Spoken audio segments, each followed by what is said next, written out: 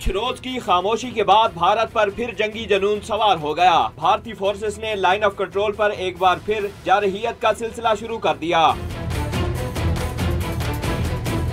ISPR के मुताबिक दुश्मन ने नकयाल सेक्टर में स्कूल वैन को उस वक्त निशाना बनाया जब वैन बच्चों को लेकर स्कूल जा रही थी। दुश्मन की फायरिंग से स्कूल वैन का ड्राइवर असद शहीद जबकि 4 बच्चे जख्मी हो गए जिन्हें अस्पताल दाखिल करा दिया गया। मुस्लिम हैंड मॉडल स्कूल के कंट्री मैनेजर के मुताबिक भारतीय फायरिंग से 8 तालिब इल्म जख्मी हुए। तालीम हासिल करने के लिए जो बच्चे स्कूलों में जाते थे उनके वालिदैन परेशान है कि हम किस तरह अपने बच्चों को भेजें इतने ख़तरनाक हालात के अंदर।